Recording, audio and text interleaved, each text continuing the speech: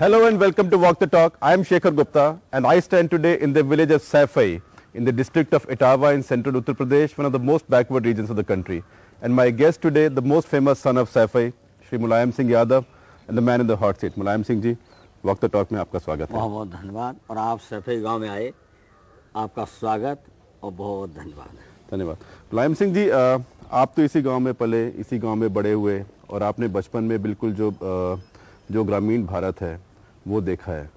अगर आप बाकी देश के राज्यों में देखें तो बहुत बदलाव आया है, लेकिन यूपी के गांव में, यूपी के ग्रामीण जीवन में अब इतना बदलाव नहीं आया। यूपी 10-15 साल से 20 साल से कुछ पीछे रह गया है। ऐसे क्यों हुआ? उत्तर प्रदेश की पिछड़ेपन के और पीछे रहने के कारण तीन मुख्य थे। पहला था कि कोई बुरा मान जाएगा लगातार प्रधानमंत्री उत्तर प्रदेश का होना, और उसके बाद उत्तर प्रदेश की विकास के लिए विशेष योजना देना या मदद करना। उनको लगता था कि अन्य राज्य हमसे नाराज हो जाएंगे, हम पक्षपात कर रहे, ऐसा महसूस कर रहे थे, इसलिए उन्होंने काम बहुत मदद कोई नहीं की। हाँ, मदद थोड़ी शुरू की थी चौधरी चरण सिंह ने, उस वक्त 75 करोड़ रुपया दिया था सीधा डेवलपमेंट। चौधरी चरण सिंह का तो राज्य ही बहुत कम रहा, लेकिन फिर भी 75 करोड़ रुपया उन्होंने दिया था। उसके बाद चंद्रशेखर जी ने थोड़ा देने का प्रयास किया था, काफ़ी पैसा। तब तक अयोध्या कांड के बाद तब तो उनकी भी सरकार चली गई। दूसरा कारण है, हमारे जितने सांसद चुन के जाते हैं ये वहाँ उत्तर प्रदेश की लोकसभा में, जो उत्तर प्रदेश के लोग हैं वो हिंदुस्तान की लोकसभा में उत्तर प्रदेश के लिए कभी चिंतित नहीं रहे। बहस तो अपनी करते रहे, और उसके अलावा किसी सचिवालय के अधिकारी से क्या क्या हमारे उत्तर प्रदेश के विकास हो सकते हैं, क्या योजनाएं हैं, उनको भी उन्होंने नहीं देखा। तो आपका कहना ये है, एक परिणाम नतीजा बता दें पर समझ लेंगे आप। जब हम रक्षा मंत्री बने, एक भी लोकसभा और राज्यसभा का मेंबर मुझसे मिल नहीं आया कि आप क्या तरक्की कर सकते हो, क्या दे सकते हो उत्तर प्रदेश के लिए, एक भी नहीं आया। और बाकी राज्यों के आते थे? बाकी राज्यों के सारे लोग हमसे लोकसभा के और राज्यसभा के घेरते थे। हमें कैंट में ये ज़मीन दे दो, हम ऐसा कर दीजिए, एनसीसी का ये कर दीजिए। हमने अपनी तरफ से एनसीसी की, हाँ, और मैनपुरी में एक स्टेशन बनवाना चाहते थे, तब तक ऐसा कर दी। तीसरा कारण है, उत्तर प्रदेश की हावी रही नौकरशाही IAS केंद्रीय सचिवालय पर। केंद्रीय सचिवालय में जो उत्तर प्रदेश के IAS गए भी हैं, उन्होंने भी कभी उत्तर प्रदेश की चिंता नहीं की कि हम उत्तर प्रदेश की योजना बना के भेजें और वहाँ की सरकार को बताएं कि किस तरह से उत्तर प्रदेश को और पैसा मिल सकता है। तीन कारण तो ये मुख्य पहले थे। उसके बाद राजनीतिक लाभ उठाने के लिए अनदेखी की, बेईमानी और भ्रष्टाचार जितना हो सकता था उतना भ्रष्टाचार हुआ है, और अपने सत्ता बचाए रखने के लिए उन्होंने पूरी तरह से भ्रष्टाचार की मदद की है। और धीरे धीरे ये हालत हुई कि जब कोई मुख्यमंत्री और मंत्री बेईमानी करेगा तो फिर नौकरशाहों को रोका नहीं जा सकता। हमारी पूरी राय रही समाजवादियों की कि भ्रष्टाचार ऊपर से नीचे जाता है। तो आप ये कह रहे हैं कि यूपी को बजाय इस बात का फायदा होने के कि यूपी का नेता हमेशा प्रधानमंत्री रहा, उसका नुकसान हुआ? उन्होंने संपूर्ण नुकसान तो उत्तर प्रदेश का नहीं हुआ, एक उत्तर प्रदेश का इतिहास तो बना, पर उत्तर प्रदेश का फायदा नहीं हुआ। लेकिन उत्तर प्रदेश के लिए किसी भी प्रधानमंत्री ने नहीं सोचा, केवल डर, वो चाहते हुए भी डर लगता था कि हम पर कोई आक्षेप न हो, हम पर आरोप न लगे कि अपने उत्तर प्रदेश के लिए पक्षपात कर रहे हैं अन्य सूबों की तरह की वजह। अब आप देखेंगे जो हालत किसानों की पंजाब की, आंध्रा की थी, उससे कहीं खराब उत्तर प्रदेश की थी। हमें खुशी है कि पंजाब के किसानों को मदद की, हम पक्ष में हैं कि आंध्र प्रदेश के किसानों को मदद की, हम खुद से हरियाणा के किसानों को मदद की, लेकिन आखिर उत्तर प्रदेश के किसानों की मदद क्यों नहीं की है? अभी बाढ़ है, जल भराव है, और हमें कल शिकायतें मिल रही थी कि साहब कुछ अब आगे आने वाली रबी की फसल को नहीं बो सकेंगे, लेकिन अभी तक गंभीरता से केंद्रीय सरकार ने इस बाढ़ को और इस जल भराव को नहीं लिया प्राथमिकता। लेकिन लिया किसको? लिया अयोध्या को जी, जिसका कोई मतलब नहीं था। अयोध्या की बातें हम लगे थे बाढ़ में इतनी जल्दी राहत पहुंचे, ज़्यादा पहुंचे, और तब इनको दिखाई दे रहा था अयोध्या। जबकि मानवता के आधार पर मैंने अपील की थी कि ऐसे मौके होते हैं जब उत्तर प्रदेश की 17.5 करोड़ जनता दुखी है इस वक्त बाढ़ से, जब 15% छोड़िए शहरों में भी मकान गिरे हैं, सब दुखी थे। तो ऐसे मौके पे ये आंदोलन ख़त्म कीजिए। मैंने कितनी अपील की। देखिए, अयोध्या की बात पे हम आते हैं, लेकिन एक कहना यह भी है जिसको मैं मानता हूँ कि उत्तर प्रदेश का नुकसान उत्तर प्रदेश की राजनीति से हुआ है। जो राजनीति इतनी डिवाइड हो गई अब कि कुछ जाति के ऊपर, कुछ धर्म के ऊपर, तो अब किसी को उत्तर प्रदेश के जो 3 एक तरह से आप मान लिए नेता हैं या 3 ग्रुप हैं, बीजेपी है, समाजवादी पार्टी है, बहुजन समाज पार्टी है, किसी को परफॉर्मेंस की ज़रूरत ही नहीं, क्योंकि बहुजन समाज पार्टी के जो वोटर हैं उसी को वोट देंगे, परफॉर्मेंस जैसा भी हो। बीजेपी के जो एक कोर वोटर हैं उसी को वोट देंगे, परफॉर्मेंस जैसा भी हो, चाहे मंदिर के बहाने हैं। जो आपके कोर वोटर हैं वो चाहे जाति के नाम पे, चाहे क्योंकि जो मुस्लिम वोट का आपके साथ एक एलिजेंस है, तो आपको वोट मिलेगा। तो ये जब इतनी राजनीति बढ़ जाती है तो उसमें नेता के लिए काम करने की ज़रूरत क्या है और वो काम कर कैसे सकता है? एक राय अपनी बदलनी पड़ेगी आपको। ये समाजवादी पार्टी का वोट कहाँ कैसे उतना हर हालत में ऐसा नहीं है। हम संक्षिप्त बता दे रहे, जैसे बहुजन समाज पार्टी है, अपना समाज कह करके वो वोट ले सकते हैं। और कांग्रेस पार्टी अभी तक नेहरू जी का नाम लेकर के कांग्रेस चल रही है, लेकिन समाजवादी पार्टी के सामने कठिन समस्या है। हम केवल डॉक्टर लोहिया का नाम लेकर के, जयप्रकाश जी का नाम लेके, आचार्य जी के नाम लेकर के पार्टी को नहीं चला सकते, क्योंकि समाजवाद एक सैद्धांतिक एक विचारधारा है और विचारधारा कार्यक्रम पर चलेंगे तब हमें वोट मिल सकता है। और उसका नतीजा ये है अब जो सरकार को जन समर्थन उत्तर प्रदेश का है, पूरी जनता का। मुलायम सिंह जी कहते तो हैं कि धर्म के नाम पर राजनीति नहीं, लेकिन कहते वो हिंदुत्व के जो फोर्सेज हैं उनको हैं, अपने आप वो मुसलमान धर्म के नाम पर राजनीति करते हैं कि मुसलमानों को डरा के कि तुमको ये हो जाएगा, वो हो जाएगा, मेरे साथ रहो, नहीं तो सिक्योरिटी नहीं होगी। ऐसा मैंने कई भाषण में नहीं कहा। हमने मुसलमानों से कहा कि अगर मस्जिद की हिफाजत की तो मैंने आपका कोई एहसान नहीं किया। हमने देश की एकता के लिए हिफाजत की कि अगर मुसलमानों को विश्वास पैदा हो जाए कि अब हमारी कोई पूजा स्थल काम नहीं रह सकता है और मेरी कोई मदद नहीं करेगा, तो वो उग्रवाद की तरफ जा सकते थे। और ये स्वीकार करना पड़ेगा। और हम आप बता रहे हैं कि मैंने भी नहीं जाना था जब हमारी 1993 में सरकार बनी, उससे पहले हिंदुस्तान यहाँ उत्तर प्रदेश के भी मुसलमानों ने मन बना लिया था विद्रोह करने का। और ये सही है कि आतंकवाद करने का, मुकाबला करने का, छिप के मुकाबला हो, कैसे मुकाबला करने का। ये कब 1991-92 में गुस्सा था, मस्जिद गिरने के बाद इतने गुस्से में नौजवान थे। लेकिन जब हमारी सरकार बनी उसके बाद जब लोग हमको मिले तो हमारे हिंदू भाइयों ने भी और मुसलमान भाइयों ने, बड़े लोगों ने बताया कि देश को बचा लिया। लेकिन उन्होंने पूरी डिटेल में बात नहीं की हमसे। आनी हमारे सामने है हजरत अली मियां, उन्होंने कहा कि मुलायम सिंह, मैं इतनी कह सकता हूँ कि आपने देश की एकता को बचा लिया।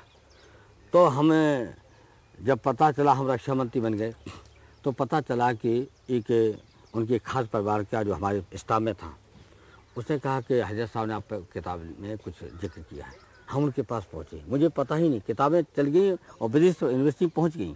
मैंने कहा हजरत साहब, अली मियां से हजरत साहब कहते थे, मैंने कि आपने मेरे ऊपर किताब में कुछ लिखा है? तो बोले हाँ मैंने लिखा, मुझे बताया भी नहीं। इतने बार हम मिले कि अगर मैं आपके बारे में नहीं लिखते तो वो खुदा ऊपर मुझे माफ़ नहीं कर सकता था, क्योंकि आपने देश की सेवा की है। लेकिन आपका ये कहना है कि मुसलमान वोट आपने लेके देश की सेवा करी है? देश की सेवा की है, किस तरीके से? विश्वास लेकर के। वोट तो हमको सब नहीं मिला जी, लेकिन मोहम्मद में मिला, अच्छा वोट मिला, अभी बहुत वोट मिल रहा है। लेकिन हमें ये राजनीति अगर की होती मुसलमानों के नाम पर, तो जनता जो अनपढ़ अशिक्षित वाली है, लेकिन जनता हिंदुस्तान की बहुत समझदार है। ये आपको मालूम पड़ा कि मुसलमानों को हथियार मिले या हथियार लिए उन्होंने बदले के लिए गुस्से में बाबरी मस्जिद के बाद में? सोचा तो उन्होंने कि हथियार लेना पड़ेगा, लेकिन जिस वक्त हमारी सरकार बनी तो जिन्होंने कुछ हथियार लिए भी थे, नौजवानों जैसा पता चला, फेंक दिए थे, लेकिन हथियार लेने का मन बना रहे थे। अगर उन्हें विश्वास पैदा हो जाता तो एक तो ये सेवा की, दूसरी सबसे बड़ी सेवा हमने ये की कि पाकिस्तान चाहता है कि मुसलमानों पर, हिंदुस्तान के मुसलमानों पर जुल्म हो। जो आज विश्व हिंदू परिषद या भारतीय जनता पार्टी का जो मुख्य अंग है आरएसएस, ये तीनों की बात करते हुए 2900 और मस्जिदों को गिराना चाहते हैं। ये पाकिस्तान बिल्कुल चाहता है। 2900 मस्जिदें विश्व हिंदू परिषद आप कह रहे हैं, उन्होंने कहा है कि हाँ, और हैं उनको भी हम कब्जा करेंगे और 3 को पहले मांग करेंगे। ये अयोध्या के बाद काशी मथुरा है। और पाकिस्तान पूरी तरह से चाहता है कि ये आंदोलन चले और जितना ही मुसलमानों के साथ ज्यादती होगी और उनके पूजा स्थलों को बर्बाद करने की कोशिश, उतना ही पाकिस्तान को लाभ होगा और पाकिस्तान अंतर्राष्ट्रीय स्तर पर मजबूत होगा। तो हम तो ऐसे हैं, हिंदुस्तान को एक रखने के लिए काम कर रहे। हमने वोट के खातिर ना मस्जिद की हिफाजत की, ना अभी अयोध्या में। लेकिन क्योंकि जो व्यवस्था हमारी है, अगर हम उच्चतम न्यायालय या उच्च न्यायालय इसका आदेश है, उसका हम पालन जब नहीं करेंगे तो अराजकता हो जाएगी। जी ये हमने जो भी किया है वो उच्चतम न्यायालय, उच्च न्यायालय आदेश हमने पालन किया है कि अयोध्या में यथास्थिति बनाए रखने की जिम्मेदारी। लेकिन सरकार मुलायम की सिंह जी, आपसे ज्यादा तो इस समय भारत की राजनीति में जो मुसलमान माइंड है उसे कोई नहीं जानता। एक जो अभी लग रहा है कि काफी जो कई आतंकवाद के इंसिडेंट्स हुए कश्मीर से बाहर, चाहे वो मुंबई में हुए, चाहे और गुजरात में हुए और शहरों में हुए, उसमें पहली बार भारतीय मुसलमान जो हैं उनकी इन्वॉल्वमेंट नजर आ रही है। ये इसकी वजह क्या है और इसका अब सोल्यूशन क्या है? अब जो एक बात बता रहे, जो हम एक उदाहरण दे रहे हैं कि जो भावना पैदा हो रही है हिंदुस्तान के अंदर, जी हाँ, इसके लिए हमको भी झांकना चाहिए। जी हाँ, कुछ हमारी कट्टरवादी जो मुसलमान भी हैं, कुछ हम मानते हैं, जी हाँ, कुछ है मामूली से, तो हिंदू भी कट्टरवादी हैं। मान लिए पाकिस्तान हिंदुस्तान का मैच होता है, जी हाँ। तो क्या हिंदू नहीं गोले फेंक रहा है, आतिशबाजी नहीं चला रहा है?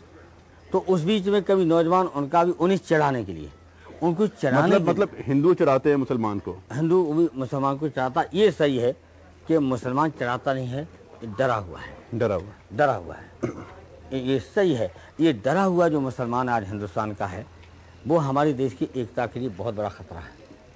क्योंकि आप जब हमारे सीमाओं पर खतरा है, पाकिस्तान से है खतरा, तो हमारे हिंदू भाइयों को सोचना चाहिए कि इस वक्त सब एक हों। जो हमारे देश की सभ्यता और संस्कृति है मेलजोल की, लेकिन आप कहेंगे मेलजोल की, उसको मेलजोल के चलते अगर कश्मीर का सवाल लीजिए तो आज हम कह सकते हैं कि अगर कश्मीर की जनता को विश्वास हो जाए हमारी दिल्ली की सरकार पर और हिंदुस्तान पर, तो ये आतंकवाद कश्मीर की जनता रोक देगी। लेकिन हम ये कहना चाहते हैं कि जब आज़ादी के बाद जो भी स्थिति हुई, लंबा उसका नहीं जाना चाहते, आखिर इतनी बड़ी तादाद में, जहाँ 80 नहीं 90% लगभग मुसलमान था, उसने हिंदुस्तान में रहना पसंद क्यों किया था? कश्मीर में, कश्मीर जो मिली जुली सभ्यता थी, जी, जो कश्मीरी वहाँ रह रहे थे, और के वहाँ उग्रवादियों ने कोशिश की कि हिंदू मुसलमान हो। ये पाकिस्तान की हिंदू मुसलमान में झगड़ा हो कश्मीर में। ये पाकिस्तान या कश्मीर का मुसलमान हिंदू को भगा दे या उसको मारे, ये पाकिस्तान की साजिश थी, उसमें पाकिस्तान कामयाब हुआ। लेकिन कश्मीरी मुसलमानों ने एक मकान पर अभी तक कब्जा किया हो तो बताओ? हिंदू के जो कश्मीर हमलों के, वहाँ सिख कभी तक रुका हुआ है, चाहे 1000 हो चाहे 2000 हो, सिख ने एक भी अभी तक सीनियर नहीं छोड़ा जी अभी तक। तो अब मिला क्या कश्मीर को उसके बदले में?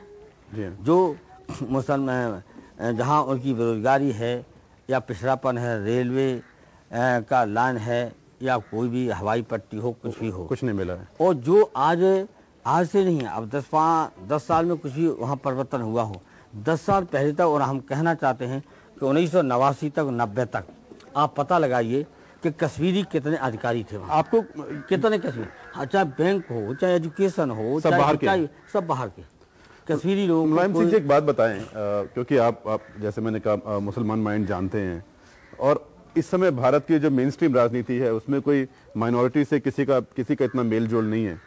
ये जो भारतीय मुसलमान है वो बाय एंड लार्ज ज्यादातर नेशनलिस्ट है, भारत को चाहता है, या आप सोचते हैं कि उसकी लॉयल्टी में कुछ फर्क आ गया है? नहीं, अभी तक मुसलमानों की भारत के प्रति लॉयल्टी में कमी नहीं। उसके हम 2 उदाहरण दे सकते हैं जी। एक तो जो अभी कारगिल का युद्ध हुआ था, तो फौज में मुसलमानों की तादाद मुश्किल से 1.5% या 2% हो सकती है जी। लेकिन आप पता लगाइए शहीद मुसलमान कितना हुआ है। मुसलमान शहीद हुआ 522 में से 38 कम से कम हुआ, कम से कम 9-10% नहीं, ज्यादा हुआ, 9-10% से ज्यादा हुआ। हमारी राय से तो 14% लगा हुआ, चलो आपकी राय हो तो 10% हुआ। तो हिंदुओं से आगे मुसलमान ज्यादा शहीद हुआ है। ये आज़ादी की राय को पूरा देखिए कि किस तरह मुसलमान आगे था आज़ादी की राय में, पीछे नहीं था किसी से। अभी आकर के जब भारत सरकार के गृह मंत्री और जो प्रधानमंत्री भी हैं, गृह मंत्रालय उनके साथ है, उन्होंने लोकसभा के अंदर बयान दिया कि मुझे खुशी है कि अलकायदा से एक भी हिंदुस्तान का मुसलमान जुड़ा हुआ नहीं। आडवाणी जी ने कहा, लोकसभा के अंदर कहा है। यूपी पे अगर आए तो आपको सबसे बड़ी समस्या क्या लगती है? सबसे बड़ी समस्या विकास की लगती है या अयोध्या की? अभी आप अगले 6 महीने देखें तो आपका समय किस चीज़ में लगने वाला है? सबसे बड़ी समस्या विकास की है। और हम जानते हैं कि अगर उत्तर प्रदेश के छात्रों को पढ़ाई लिखाई का इंतजाम हो, बेरोजगारी ख़त्म हो, आप सबको जो सुविधा मिले, सड़क की, पानी की, बिजली की, सबको सुविधा मिले। कि जो आज सबसे ज़्यादा किसान बर्बाद है, इतनी मेहनत करने के बाद उसको पैदावार जो मिलनी चाहिए वो पैदावार की कीमत नहीं मिल रही, नहीं मिल रही। और ये देखेंगे सरकारी कर्जा अगर किसान पर है तो वो तहसील बंद हो जाता है, और किसान का अगर पैसा बकाया सरकार पर है तो उस पर गोली लेकिन चलती है। मांगने पर अयोध्या कैसे भुगतान मांगने पर गोली चलती है, जैसा गन्ना किसान पर गोली चलती है। जब से आपकी सरकार बनी, आप अयोध्या में ही फंसे, तो अयोध्या को बार बार आएगा, इसको कैसे संभालेंगे? इसका अयोध्या का सबसे बड़ा सफलता हमारी इसलिए रही कि जहाँ तक हमारा जिला प्रशासन तो अच्छा काम नहीं, लेकिन अयोध्या की बात तो बार बार आएगी। लेकिन जनता ने जिस तरह आपकी साथ नहीं दिया है, सबसे बड़ी हमको कामयाबी मिली कि उत्तर प्रदेश की जनता ने किसी भी तरह से अयोध्या के सवाल को उठाने वाला को कोई भी आगे बैठे, कोई भी किसी प्रकार का समर्थन नहीं दिया। लेकिन मुलायम सिंह जी, आपको इसलिए आप रेफ्यूज हो गया। ये नहीं लगता कि एक नई राजनीति शुरू हो गई है जो कि विश्व हिंदू परिषद की राजनीति है? चाहे तो गड़िया हो, चाहे सिंगल हो, ये कैसे नेता हैं कि वोट मांगने तो जाते नहीं हैं, तो इनका आप जो वोट वाले नेता हैं कैसे मुकाबला कर सकते हैं? ये जनता के बीच समाजवादी पार्टी के संगठन को और सहयोगी दल उनको मजबूत करना पड़ेगा कि हम क्या चाहते हैं। लेकिन इनकी अपील कितनी है? तो गड़िया हो या सिंगल हो, कोई अपील नहीं है। और अब तो अयोध्या की जनता ने ना दुकान बंद की, ना बाजार बंद की, लेकिन उनके सामने ये कथा जरूर हुई कि ग्राहक कम आए दीपावली के समय पर, लेकिन पूरे अयोध्या के मुसलमान हिंदू एक था। आपने देखा कितने बड़े संत मुसलमानों घर घर घूम रहे थे कि चिंता मत करना। लेकिन इसका तो ये प्रभाव आपने कुछ सोचा है कि इसका बाद में फैसला क्या होगा, सोल्यूशन क्या होगा? चाहे अयोध्या का हो, चाहे जो अयोध्या के नाम से एक नई फोर्सेस पैदा हुई हैं। अब बहुत हिंदू सोचते हैं मंदिर तो बनी जाए, ये सोचा, लेकिन जो हिंदू समझता है देश की समस्याओं को, वो हिंदू ने अभी तक समर्थन नहीं दिया। अगर हिंदू ये समर्थन दे देता तो अभी तक अयोध्या में मंदिर खड़ा हो जाता। लेकिन बहुत बड़ी तादाद है, आपने चुनाव के नतीजे देखे होंगे कि कितना प्रतिशत बीजेपी को वोट मिला जब विश्व हिंदू परिषद आरएसएस ने उनका समर्थन किया। तो हम आज भी समझते हैं कि अभी कम से कम 75-76% कम से कम अब भी हिंदू वोट दे रहा है बीजेपी आरएसएस के खिलाफ हिंदुस्तान। और आप सोचते हैं कि ये मथुरा काशी का मामला खुलेगा? ये तो बोल रहे हैं। जब आप देखिए कि कुछ भी सही, फिर नरसिंह राव की सरकार ने क्या मट्ठा है? ये तो मट्ठा तो गांव की रिवाज है, सुबह खेत पर काम करेंगे तो मट्ठा सत्तू पहुँचेंगे, या कोई अंग्रेजिया कहते हैं जो रोटी नमक मिला करके मट्ठा से पी करके अपना काम। ये तो आजकल पश्चिमी देशों में सबसे बड़ा हेल्पफुल माना जाता है मट्ठा। तो यहाँ तो अब भी हेल्पफुल है, और अभी तक लोग यहाँ मट्ठा पीते हैं। और देख रहे हैं आपको जानवर भैंसें बंधी हुई आकर तो मट्ठा पीने वाले लोग। लेकिन ये कब होगा जब उत्तर प्रदेश के खेत जो हैं, खास करके पश्चिमी उत्तर प्रदेश को छोड़ दे वहाँ तरक्की हुई है, बाकी उत्तर प्रदेश के खेत पंजाब जैसे लगे, हरियाणा जैसे लगे, या यहाँ की जनता जो है, चाहे वो जनसंख्या बढ़ने की रफ्तार कम हो, अनपढ़ता कम हो, ये संभव है कि यूपी लगता है कि पीछे जाता हुआ बिहार बन जाएगा? नहीं, बिहार तो नहीं बन पाएगा। जिस तरह से अमर सिंह जी ने प्रयास किया है, और जो विकास परिषद उत्तर प्रदेश की बनी है, और अमर सिंह जो अध्यक्ष हुए, उन्होंने अपने संबंधों के कारण, अपने आचरण के कारण जो हिंदुस्तान के नहीं अंतर्राष्ट्रीय स्तर के उद्योगपतियों को लाके खड़ा कर दिया। और जिन्होंने 9-10 घंटा, कुछ आध घंटा पौन घंटा केवल खाना के अलावा उन्होंने मीटिंग की, और जिस तैयारी के साथ वो आए, और सबसे पहले उन्होंने एग्रीकल्चर बेस को माना कर खेती के आधार पर उद्योगपतियों का आना तो एक बात है, लेकिन जब तक आपकी सिंचाई, आपकी सड़क, पढ़ाई या दवाई जैसे आप कहते हैं, जब तक वो ठीक नहीं होंगी और लोगों को नजर आनी नहीं शुरू होंगी, तब तक लोग ये जो डिवाइड एंड रूल का एजेंडा है, इससे अलग क्यों आएंगे? जात पाति का हो, चाहे वो धर्म का हो, चाहे वो पर्सनल लॉयल्टीज का हो। अमर सिंह जी ने मुझे बताया कि इनकी 3 मांगे हैं, और फिर जब हमारी फिर बात हुई तो सारे उद्योगपतियों ने हमसे 3 मांगे रखी। और अमर सिंह ने कहा कि मुख्यमंत्री तो वो हमसे कहते नहीं, नेताजी 3 ने सबकी खड़े होकर के कहा, तो सबकी राय है। नंबर 1 बिजली, नंबर 2 सड़क, तीसरी कानून व्यवस्था और सुरक्षा आपको देनी पड़ेगी। चौथी उन्होंने कहा स्पष्ट कि उत्तर प्रदेश की नौकरशाही निगेटिव है, कौन संपर्क करेगा? तो मैंने अमर सिंह के कंधे पर हाथ रखा कि अमर सिंह संपर्क करेंगे। ये सही है कि इन दिनों उत्तर प्रदेश की नौकरशाही निगेटिव रही, लेकिन आप समझते हैं कि घोड़े पर सवार कैसा है? अगर घोड़े पर सवार अगर है सही तो घोड़ा उसी तरह घोड़ा जहां आप कहेंगे वहीं चलेगा।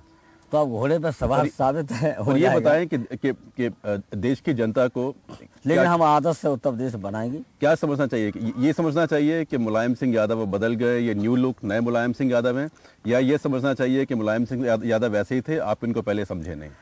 ये सच्चाई है कि हम पे आरोप नहीं लगाएंगे किसी पर के मुलायम सिंह जैसे 80 में थे वैसे आज हैं। परिस्थितियाँ थीं जब फर्जी इनकाउंटर हो रहे थे, बेगुनाहों को बिना अदालत में मुकदमा चलाए और बिना नोटिफाई किए उन लोगों को पकड़ के पैरों से मारा जा रहा था। तो हम कौन सी भाषा बोलते हैं?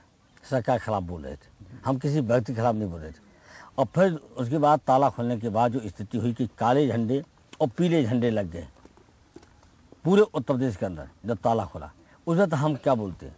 हम देश की एकता के लिए सरकार को लता रहे। तो अभी आप कहेंगे कि मस्जिद पर जब चढ़ाई की 89 में जहाँ मुख्यमंत्री बने तो हम कौन सी भाषा बोलते हैं? हम सद्भावना रैली की थी। देश एक है, देश सबका है, संविधान के अंदर चाहे हिंदू हो चाहे मुसलमान हो चाहे। तो अभी आप कहेंगे कि नाप एंटी अपर कास्ट है, नाप एंटी हिंदू हैं, नाप एंटी सेंटर हैं।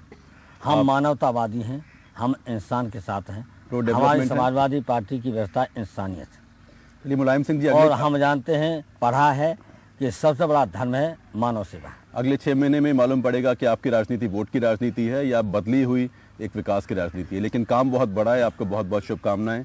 उत्तर प्रदेश को बहुत ज़रूरत है कम से कम कुछ समय गवर्नेंस की और ठीक राजनीति की। चलिए, बहुत बहुत धन्यवाद। मुझे खुशी है कि अब हम पता पूरी तरह चल गया, जैसा मैं सिंह बताया कि आपकी भी संस्कृति गांव की है और असली भारत यही दिखाई दे रहा है आपको। यही गांव असली भारत है जहां पर लगभग किसान और खेतर मजदूर मिलकर लगभग 76% अपने गाँव में बसे हुए हैं। ये बस तालाब घास नदियाँ नहीं हैं, ये असली भारत वहाँ पर आप भी यहीं से आए हैं, तो हमारी शुभकामनाएं आपके साथ। आप देश के लिए और अपने राज्य के लिए कुछ कर पाएं। हम फिर मिलेंगे और तब तक शायद यहाँ की स्थिति कुछ बदली हो और रंग बदला हो। और मुझे आशा है कि आप इसी तरह गाँव में जाते रहेंगे तो असली भारत आपने जो पहले देखा बचपन में वो असली भारत जो करते हो। बहुत बहुत धन्यवाद।